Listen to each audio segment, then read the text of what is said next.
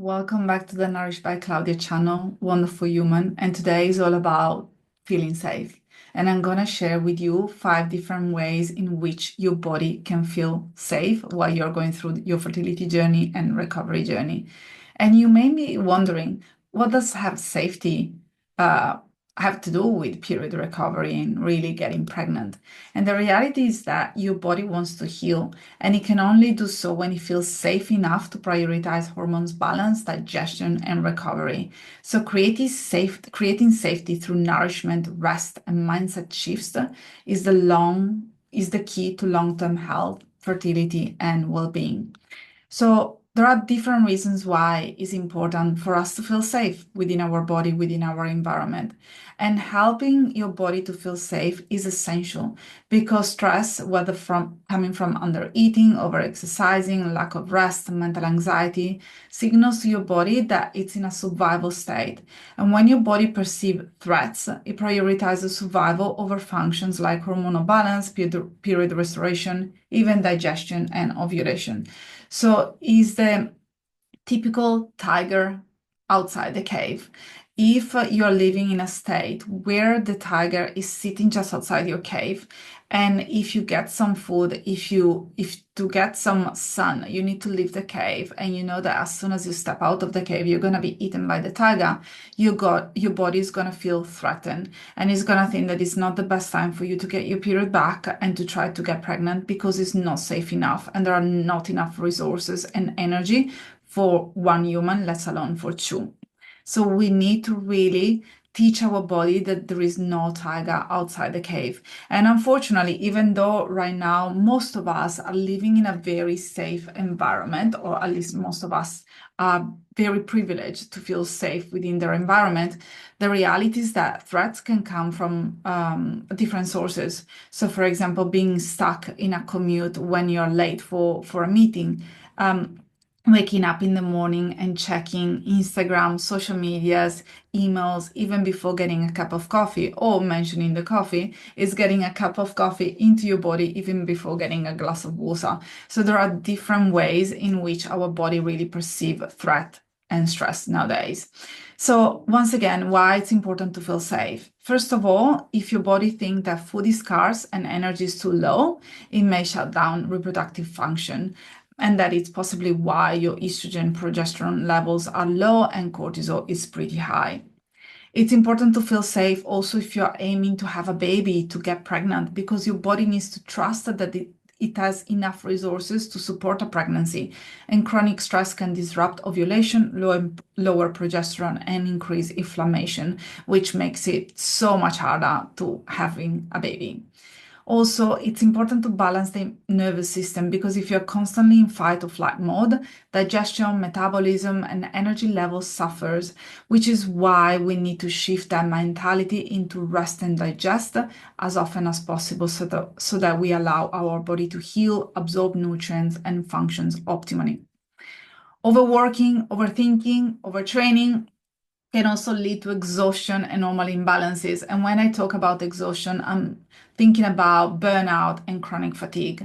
In those situations, it's really important to prioritize rest, gentle movement, nourishment. And it's also important to prioritize what is valuable to us. So it's a really good idea to always write down on a piece of paper at the beginning of each year, every 6 months, at the beginning of every week, what your priorities are, and just make sure that your week is actually very much aligned with those priorities. So then you can really understand if you're giving out too much energy for things that are not going to move the needle, for things that are not going to make you happy in the long term or in the short term, and that they're not going to allow you to get your period back and to get your fertility back on track. And lastly, something that I really would like to mention is that constantly questioning, am I doing enough? Should I be doing more? Why is everyone around me doing less and getting better results, or doing more and getting better results? That keeps your body in a stress loop. And the more you send signals of safety with consistent nutrition, rest, self-care, and self-compassion, the faster your body is going to respond, the faster your body is going to allow you to get your period back and get pregnant if that's your ultimate desire. So without further ado, let's make sure that you write down all these 5 steps in which your body can actually feel safe. And it doesn't really take long to shift that energy from I need to do, I need to go, I need to prove myself to I need to be. It's not I need to be, it's more about I am. I am just a human being and that's enough. So first of all, I would like to encourage you to nourish consistently. What does that even mean? You can watch many of my videos in regards to how much do you need to eat to get your period back, but nourishing consistently is making sure that you're eating enough calories, carbs, healthy fats throughout the day, that you're not skipping meals, that you're not going long hours, for example, 4 to 6 hours without eating, and that you include foods that bring you comfort and satisfaction, because restrictions, once again, send signals of stress to the body. Also, something that it's really important to consider is how you respond to the hunger cues. Let's say, for example, that you start getting hungry or peckish at around 10:30 in the morning, and then you decide to give in and have a meal when it comes to 12 o'clock, and you spend 90 minutes going back and forth and thinking, shall I have a snack now, or the meal is going to be it's going to be soon anyway. Maybe I can have a little bit of a snack, a very, very small snack, and then I can have a larger meal later. This is going to send lots of stress signals to your body. So responding to your hunger cues and making sure that you allow yourself to have enough food is absolutely key. Secondly, reducing over exercising and prioritizing rest. Prioritizing rest is one of the core foundations of period recovery. So swapping high intensity workouts for gentle movement. And it does not mean that you need to stick to yoga, stretching, and walking if you want to tell your body that you are in a safe environment, that's more to restore your period.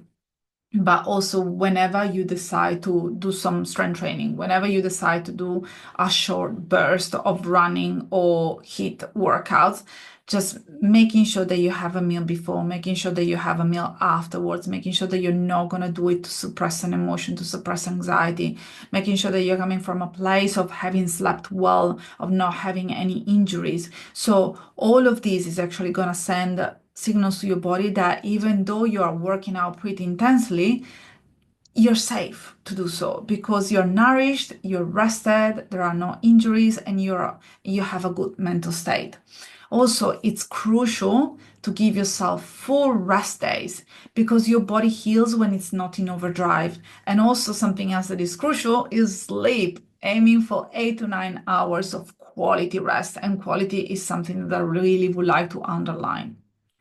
Another way to make your body feel safe, it's really managing your stress level.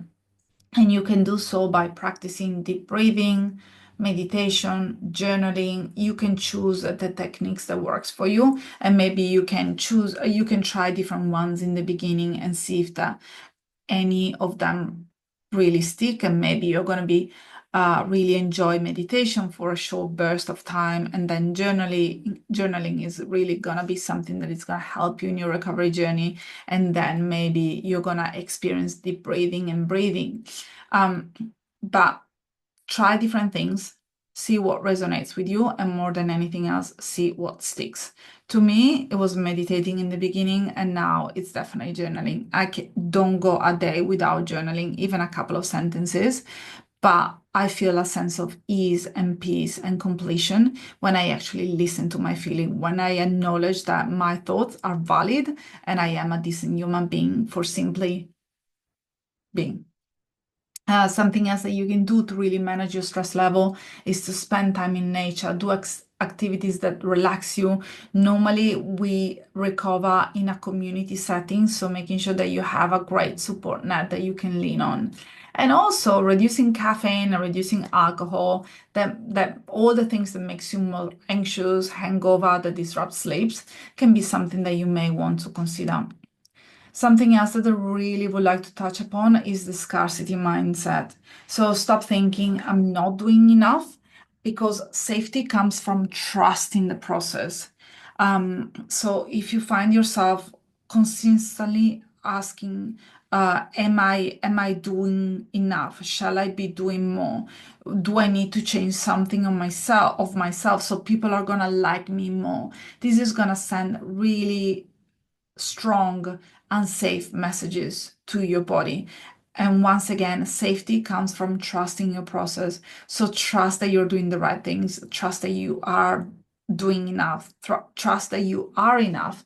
And if that doesn't come easily to you, that's when you can lean on a professional, where you can lean on a team. That's where you can really choose to join the period comeback protocol and see if we can help you shift that mindset, if we can help you to get to the next level where you really understand what does it mean to eat enough, to move enough, and to feel enough in your life.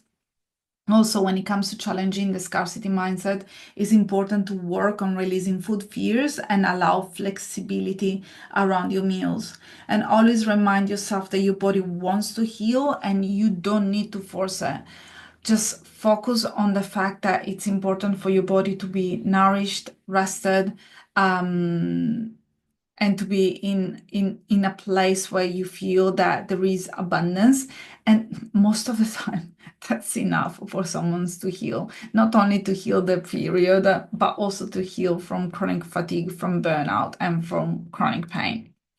Last thing that I really would like to discuss is making sure that you strengthen your emotional safety. So, as I mentioned before, surrounding yourself with supportive people who understand your journey, setting boundaries with triggers, unfollow accounts that make you feel unworthy, cut out people that are feeling you less of whenever you see them, and also practice community care and self-compassion. Learn to speak to yourself as you would to a loved one. And also something else that I would like to add in that I've never mentioned before, but make sure that you respond to your urges.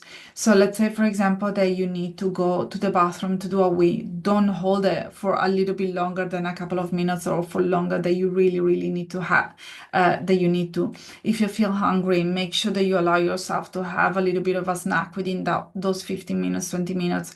If you're tired at nighttime, instead of staying awake and watch another episode of Netflix, make sure that you allow your body to rest. So once again, practice that sense of safety by trusting that you're giving your body what it actually really needs. Sometimes we get stuck in a loop of overthinking, over questioning, not feeling good enough, simply because we never we don't listen to our body. And whenever we listen to our body, we actually shut it down and we try to override our body's feelings by listening to someone else, by listening to external forces.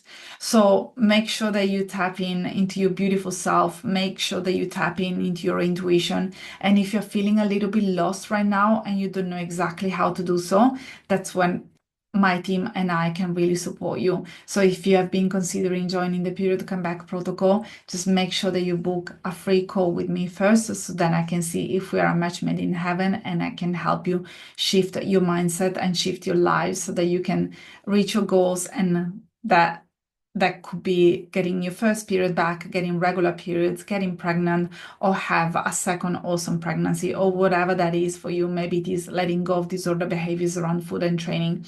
But anyway, whatever that is for you, make sure that you invest in yourself and that you tap into your innate wisdom. I'll see you next time. Bye for now.